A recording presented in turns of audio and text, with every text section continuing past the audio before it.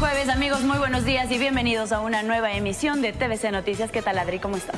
María Mercedes, amigos en casa, muy buenos días. Para mí es un placer acompañarlos en este noticiero. Robert tiene un trámite que hacer, así que lo vamos a extrañar.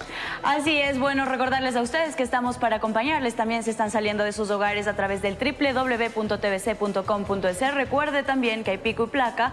Hoy son los dígitos 7 y 8 los que no pueden salir. Así es, evítese multas hasta las 9:30 de la mañana. No puede salir su vehículo, así que mucha precaución.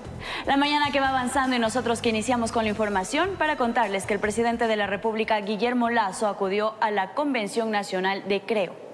En este espacio, él señaló que deja un mejor país, además de que su partido político sí participará en las elecciones presidenciales y legislativas del 2025. Los que somos leales. Que la batalla no está perdida, que apostarán a las elecciones del año 2025, que reconocerán sus errores y mejorarán. Esas fueron las consignas del partido Creando Oportunidades Creo durante su convención nacional en Quito, en el que participó Guillermo Lasso. En estos 900 días de trabajo hemos entregado el 100% de nuestro esfuerzo, destinado a cambiar el país que tenemos. Por eso, si hay algo de lo que todos debemos sentirnos orgullosos, es que hoy en día dejamos un mejor país frente al que lo recibimos. Esteban Bernal, presidente del partido político, dijo que Creo irá por la presidencia y la Asamblea Nacional para el 2025. Nosotros tenemos la capacidad de poner candidatos a las legislaturas en las 35 jurisdicciones que tiene el Ecuador. Y en esas jurisdicciones legislativas, indudablemente, tendremos candidato presidencial en el año 2025. Y ante la consulta de qué errores reconocen, estas fueron las respuestas. Creo que nos faltó profundizar las acciones políticas para no permitir que fuerzas oscuras de la política ecuatoriana terminen generando una narrativa negativa para el Ecuador. Pero el empleo, la seguridad, ¿responde a un tema de narrativa? Déjeme darle datos, ¿no? Creamos 520.000 nuevos empleos adecuados, bajamos la pobreza del 33 al 25%. Guillermo Lasso dejará el poder el próximo mes de diciembre y en su discurso a su militancia resaltó que quienes fueron por su cabeza ahora buscan atacar a la fiscal general del Estado.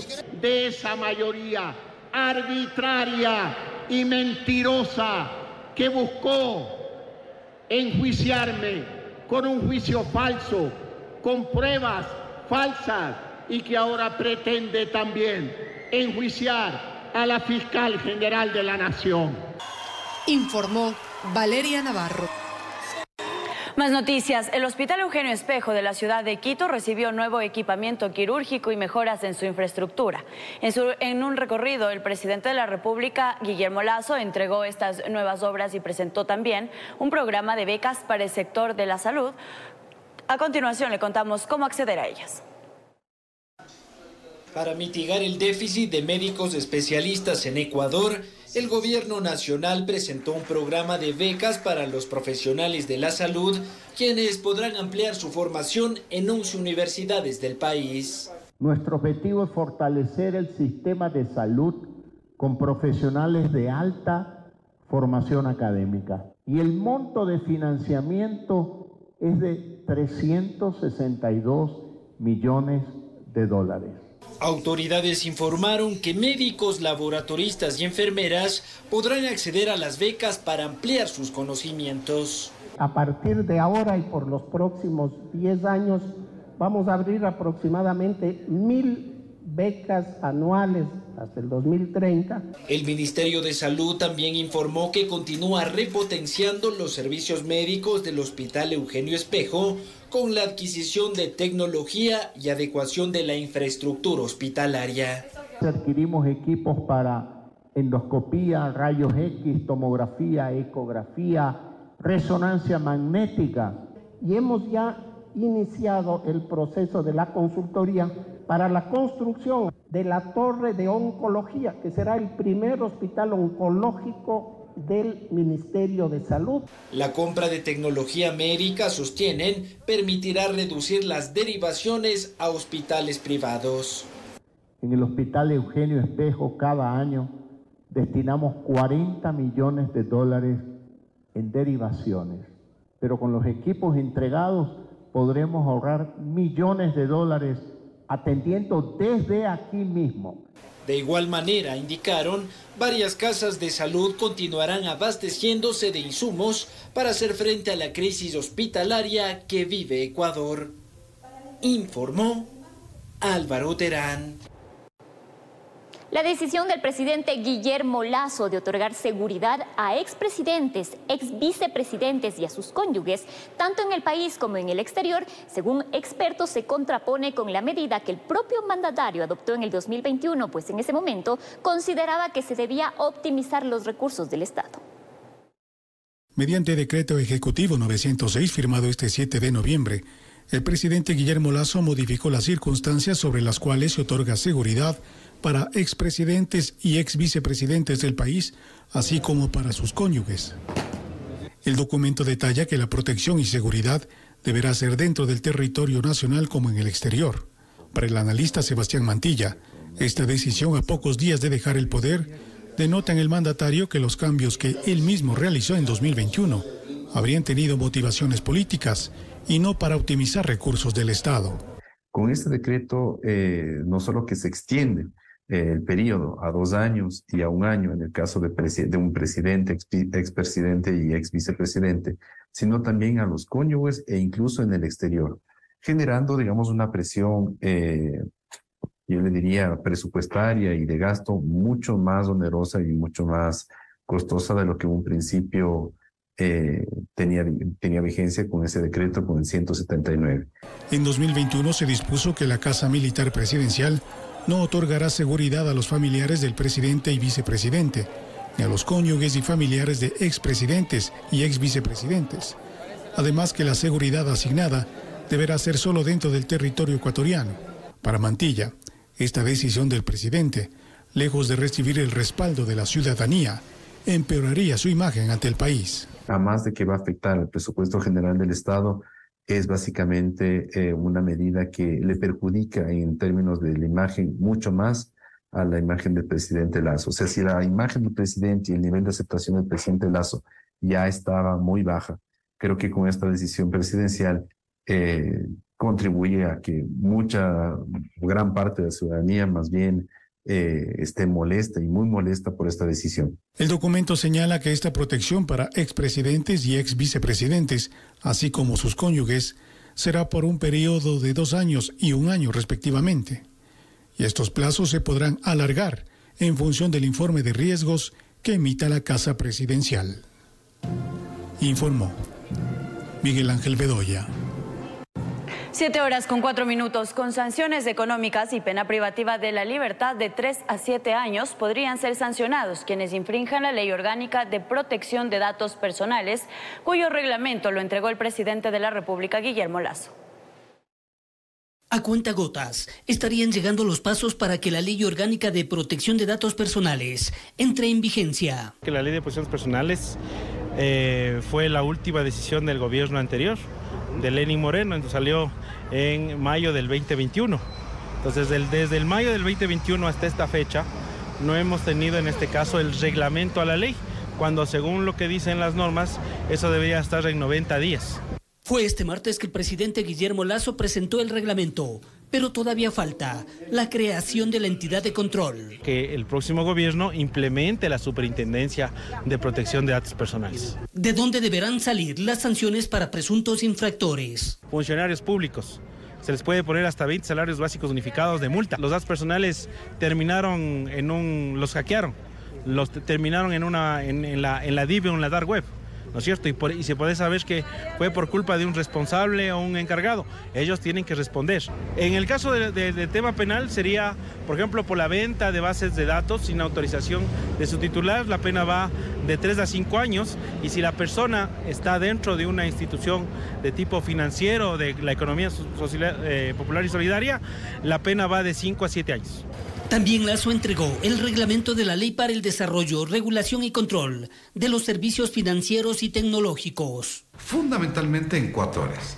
Servicios bancarios, plataformas o medios de pago, dinero electrónico y seguros. Con lo que se pondría un alto a la informalidad. Porque en el Ecuador hemos visto que la super de bancos, por ejemplo, que dice, cuidado, esta lista no son instituciones financieras, no hagan operaciones financieras con instituciones. ¿Por qué hay estas compañías que se mantienen en la irregularidad? Porque no había una ley que les facilite a que se creen, a que se formalicen. Así, aunque sea paso de tortuga, entramos en la modernidad, informó Héctor Romero. En Quito se hizo el lanzamiento del programa Pilares, una nueva iniciativa de seguridad ciudadana impulsada por la Agencia de los Estados Unidos para el Desarrollo. Hay una inversión millonaria que beneficiará a los municipios más sensibles del país golpeados por la inseguridad. En la reunión estuvieron presentes las autoridades del Distrito Metropolitano de Quito y autoridades americanas. Entre ellos, el embajador de Estados Unidos y Samantha Power, coordinadora de la Agencia de los Estados Unidos para la Seguridad. Hicieron la presentación del programa Pilares, cuyo objetivo es hacerle frente a la inseguridad que vive la capital. Hay una inversión de $17.7 millones que serán distribuidos en las zonas que más lo necesitan. No tenemos una cifra específica de cuánto será para Quito, pero es una inversión importante durante 3 años que la cooperación internacional está planificando entregar a los diferentes municipios. Ese programa busca combatir el aumento del crimen y la violencia en el Ecuador a través del fomento del compromiso entre la sociedad civil, las comunidades y múltiples niveles de gobierno. Y es que hay cifras que preocupan, dice la secretaria de Seguridad. Algo que es muy alarmante, ustedes conocen que cerca del 35.6% de la droga que se incauta en Quito se queda para abastecer el mercado interno. Y esto principalmente afectando a consumidores, niños y adolescentes. Pero también vemos un crecimiento importante en lo que son secuestros y extorsión. El programa consiste en mejorar la organización comunitaria con la participación del Estado para combatir la delincuencia. La delegada de USAID prevé reunirse con el presidente Lasso y el presidente electo Daniel Noboa. Hizo un llamado a invertir en la seguridad de jueces y magistrados que luchan contra la corrupción. Pues uno de los ejemplos claros es Colombia, mencionó. USAID ha trabajado en Colombia varias décadas y también como tal esperamos poder apoyar los esfuerzos municipales y nacionales para aprender de ejemplos como este, dado el progreso drástico que una ciudad como Medellín, informó Marilyn Jaramillo. 7:14. Continuamos con las noticias. Les contamos que el correísmo construye y el oficialismo presidirían la primera sesión de la Asamblea Nacional, donde se elegirán a las autoridades definitivas para el próximo periodo. La presidencia podría caer en manos del Partido Social Cristiano, con Henry Kronfle a la cabeza. Sin duda, el correísmo será quien presida la primera sesión de la Asamblea Nacional, prevista para el 20 de noviembre. Esto porque Pierina Correa, hermana del expresidente Rafael Correa, actualmente prófugo de la justicia ecuatoriana, es la asambleísta más votada en el último proceso electoral. Le sigue Patricio Carrillo de Construye como primer vicepresidente y Valentina Centeno del oficialismo, segunda vicepresidenta. Pero no estarán en esos cargos por mucho tiempo, ya que de ahí deberán salir las autoridades definitivas. La primera sesión de la legislatura nos muestra algo muy interesante, y es que cuál va a ser la mayoría que se va a conformar. Son necesarios al menos 70 votos para elegir, por ejemplo, a la presidencia, vicepresidencias y vocalías del CAL. Roger Celi del Observatorio Legislativo cree no equivocarse en que a esa fecha los cabildeos están a la orden del día. Por también una sencilla razón: la conformación del Consejo de Administración Legislativa CAL. El CAL está integrado por 7 miembros, el presidente o presidenta de la legislatura, primer vicepresidente, segundo vicepresidente y 4 vocales. Es decir, si es que alguna organización política quiere lograr gobernabilidad en el Consejo de Administración Legislativa, deberá también preocuparse por, de alguna manera, lograr hacerse con las vicepresidencias.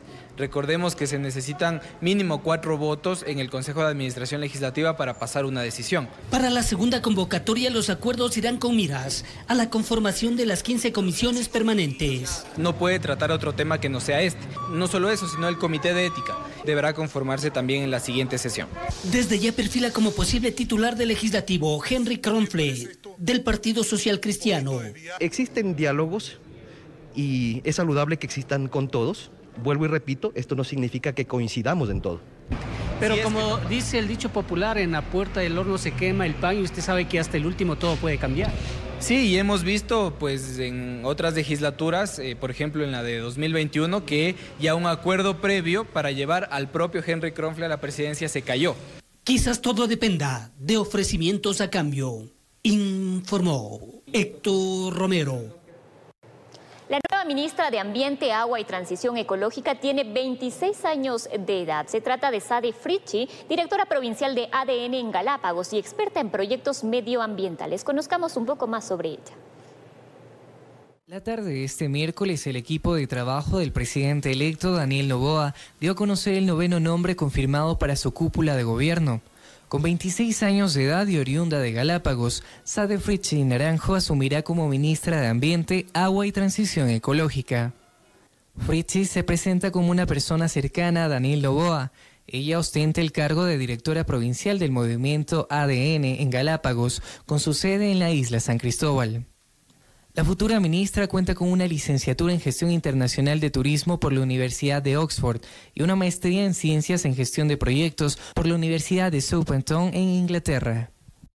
En el campo laboral destaca en su perfil de LinkedIn haber dirigido proyectos enfocados en la creación de marcas ecológicas y eventos sostenibles para diversas municipalidades del país. También lideró la creación del primer sistema de reciclaje de la isla Isabela en colaboración de fundaciones. Así Fritzsche se presenta como una persona cercana al presidente electo, con menciones honoríficas por su desempeño académico y con experiencia en la ejecución de proyectos sostenibles, tanto en Ecuador como en el extranjero, al ser parte del proyecto Parque Nacional Cariba en Zimbabue. Informó Edwin Benalcázar. Y de cara a las elecciones del 2025, el Consejo Nacional Electoral habilitó la opción para el cambio de domicilio. ¿Cuáles son los pasos a seguir? Ya le contamos.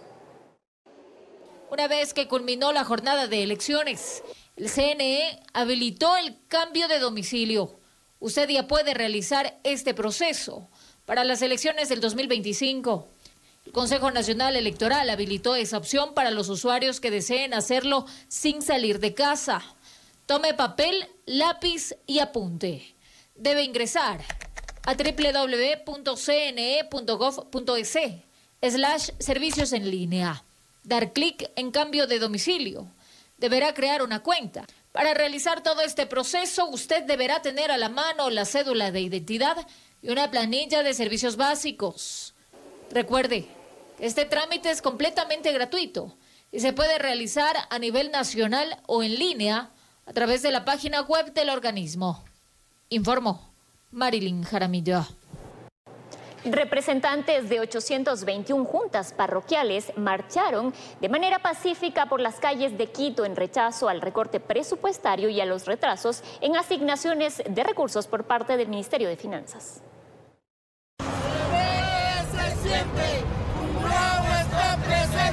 Se concentraron en la capital provenientes de 821 parroquias rurales del país y sumándose a lo que días anteriores reclamaron prefectos y alcaldes, marcharon hacia el Palacio de Carondelet con las consignas de pedir se eliminen los acuerdos ministeriales que establecen la reducción presupuestaria para los gobiernos autónomos descentralizados. Nos han recortado más del 5% habiendo problemas financieros y esto pues supera en algunos de los gobiernos parroquiales 6.6%, 12%, 8% y en algunos hasta más del 13% que nos han recortado.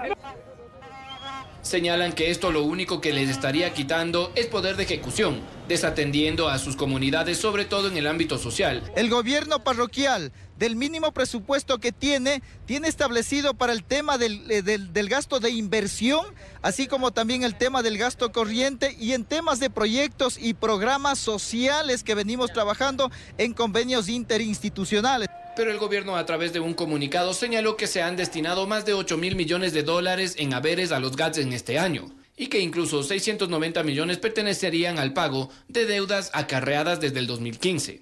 Los recortes son a la vista, aparte de eso las carteras de Estado del gobierno, se ha reducido personal, no hay medicina en algunos subcentros, asimismo UPC, no existen hasta el momento el parque automotor, la obra pública, camino vecinal, el Ministerio de Obra Pública donde tienen las vías estatales. A su vez, desde Conagopare también indicaron que existirían retrasos de en los últimos 3 meses a los pagos de los gobiernos parroquiales. ¿Esto qué conlleva? Menos obras, sueldos y salarios que no hemos podido pagar, servicios básicos que no hemos podido cancelar, proveedores, planillas, etcétera. Actualmente no tenemos recursos para enfrentar el fenómeno del Niño. Las prefecturas no cuentan con el recurso suficiente para poder atender esta emergencia. Tras una reunión con representantes del Ejecutivo, se acordó que hasta este viernes 10 de noviembre se realizará el pago total de los haberes de septiembre y para finales del mismo mes se realizará un segundo pago correspondiente al mes de octubre, informó Mauricio Sánchez. 7 de la mañana con 25 minutos. Gracias por seguir en nuestra sintonía. Continuamos con más noticias. Ahora les contamos que el presidente de la República, Guillermo Lasso, informó que el sistema energético ecuatoriano ha experimentado una mejora significativa. Esto gracias a la compra de electricidad a países vecinos y el inicio de las operaciones de la central térmica de Esmeraldas. Ahora bien, ¿estos procesos pondrían fin a los racionamientos de energía? Enseguida se lo contamos.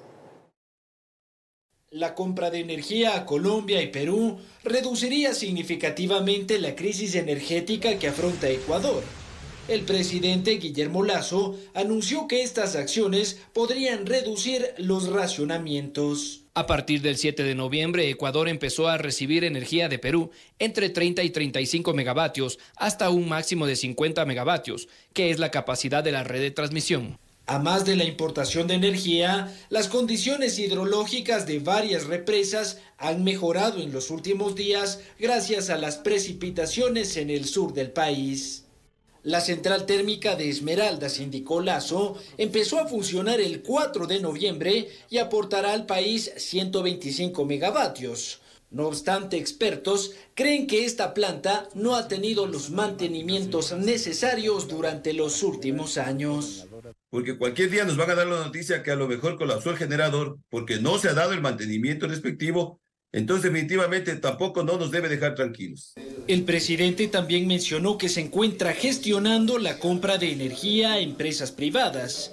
Sin embargo, especialistas temen que esta no sea suficiente para abastecer la demanda a escala nacional. No existe la capacidad por parte de la privada para poder subsanar la crisis energética que estamos pasando. Es decir, no hay precio que pague a lo que no existe.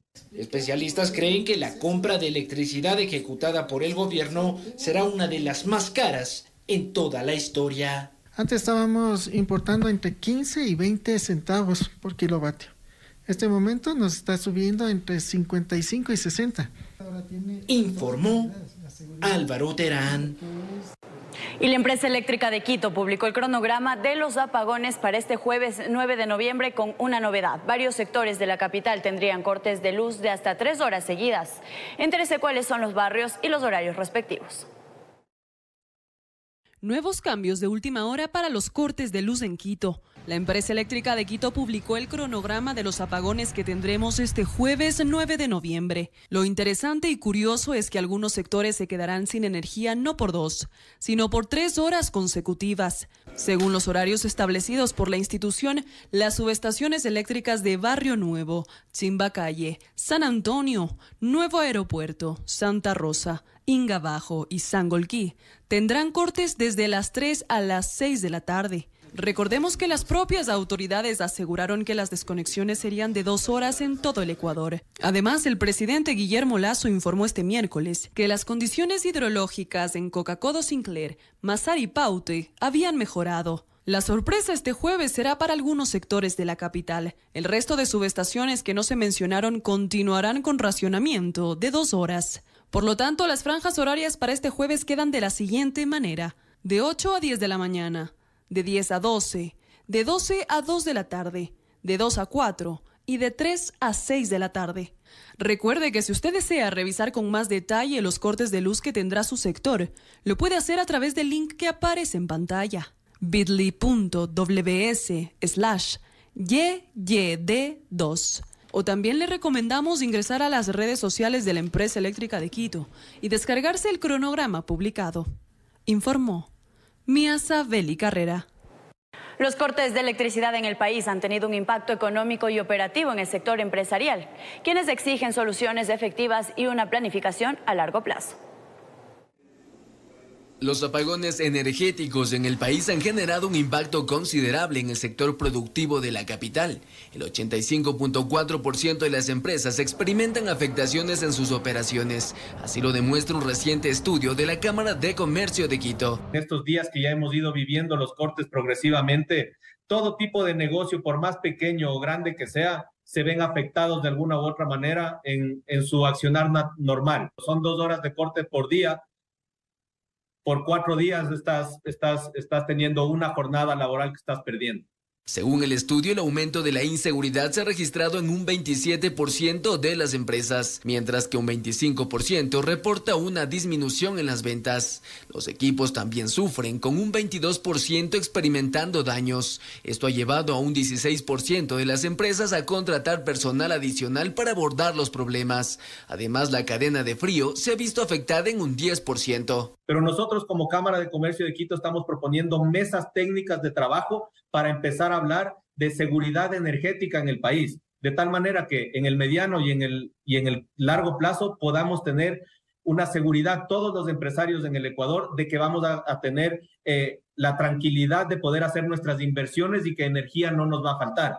Hasta el momento se han registrado cerca de 24 horas de cortes en el suministro de energía eléctrica, lo que equivale aproximadamente a un día completo de trabajo y producción para muchas empresas, quienes podrían perder entre 28 y 30 mil dólares por hora. Hasta el momento, el dato más o menos actualizado podría ser que bordea los 400 millones de dólares, porque tú tienes un aproximado de 18 millones por día que se pierden en facturación en todo el sector.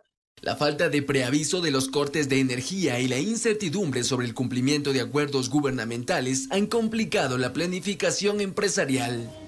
Informó José Mendieta. Cambiamos de tema para contarles que autoridades nacionales y seccionales rindieron homenaje a la provincia de Guayas por la conmemoración de los 203 años de su creación. La sesión solemne organizada por la prefectura contó con la presencia del presidente electo Daniel Noboa. El acto principal de conmemoración por los 203 años de provincialización del Guayas inició alrededor de las 19 horas con el ingreso del presidente electo Daniel Noboa y la prefecta del Guayas Marcela Aguiñaga a cargo del evento. Inmediatamente en la sesión solemne se entregaron reconocimientos al mérito académico, ambiental, deportivo, agrícola y artístico. Este último fue post-mortem para la soprano guayaquileña Astrid Achi, quien falleció el pasado octubre. Ya en su discurso, la prefecta del Guayas destacó que se ha roto el tejido social, lo que ha dejado los niveles alarmantes de violencia en los que vivimos. Y la baja o nula acción del actual gobierno para brindar soluciones efectivas ante el crimen organizado. Las cifras de criminalidad han alcanzado niveles alarmantes. No nos cuidaron contra la inseguridad y no nos protegen contra los riesgos que enfrentamos. Se refirió también al fenómeno del niño que está por iniciar. Sabían que venía el fenómeno del niño y aún así redujeron el 5% de las asignaciones presupuestarias que por ley nos corresponden a los GATS. Finalmente hizo un pedido al presidente entrante Noboa en materia de seguridad. Señor presidente electo, estimado Daniel, necesitamos trabajar en conjunto por la seguridad de nuestra gente. Ha llegado el momento de unirnos para arrancharle los jóvenes a la delincuencia. Durante el día, como parte del programa de festejos, se llevó a cabo la colocación de ofrendas florales en la columna de los próceres. Asimismo, la gobernación del Guayas lideró un desfile estudiantil que recorrió el malecón en Guayaquil. Entidad que además colocó una tarima donde cantantes animaron a los ciudadanos que pudieron visualizar el show artístico, informó Maite Morán. Cerca de 3.000 miembros de la Armada Nacional que participaron en las operaciones en el conflicto del Cenepa fueron condecorados en la base naval sur. Entre los oficiales estuvieron el exministro de Defensa Fernando Donoso, el vicealmirante Carlos Moncayo y el almirante Belisario Pinto.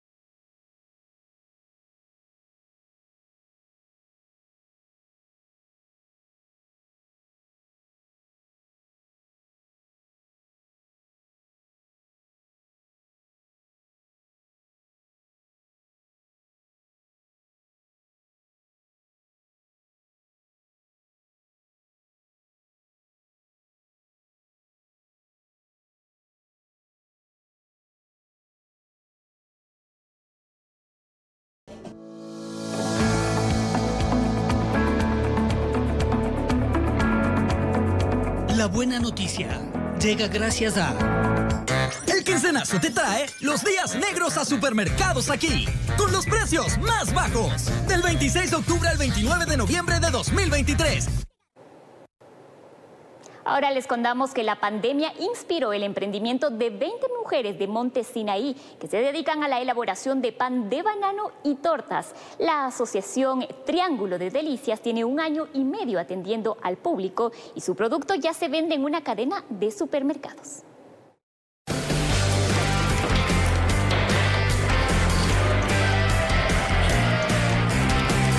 Toda crisis pone a prueba al ser humano. Y eso, Xiomara lo tiene claro. Mujeres que perdieron su trabajo y no tenían cómo sustentar la alimentación de sus hijos. Entonces aquí como nos reunimos y todo eso, y vino un proyecto para aprender a hacerlo, como decir un taller que llevó mucho tiempo. Sí, bueno, básicamente esto inició como un sueño, digámoslo así, porque generalmente nos reuníamos un grupo de madres aquí para el tema de lo que eran desayunos comunitarios. Desde entonces la asociación Triángulo de Delicias empezó de a poco.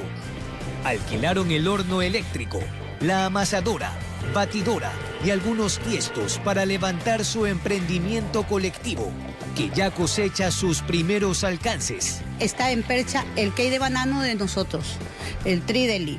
¿Qué costo tiene?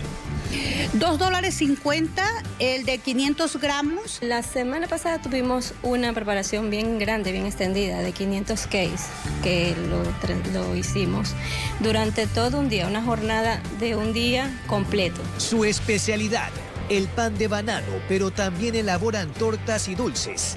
De manera paralela, cada una tiene su emprendimiento familiar. Así que acudimos a la parte de afuera, donde se nos requiere con el producto. Entonces, por lo general, sí trabajamos 3 veces por semana aquí dentro y los otros 2 días fuera. Los desayunos comunitarios están suspendidos porque la inseguridad ahuyentó a las fundaciones aportantes. Ellas aprendieron a lidiar con eso, pero sobre todo... A que no tengan miedo, a que lo que sepan lo emprendan, a que tratemos de hacer algo, o sea, sacar nuestro talento. Y ese ejemplo lo plasman en casa. Frente a momentos críticos, hay que emprender para no sucumbir. Con cámara de David Arandi, informó Jorge Escobar.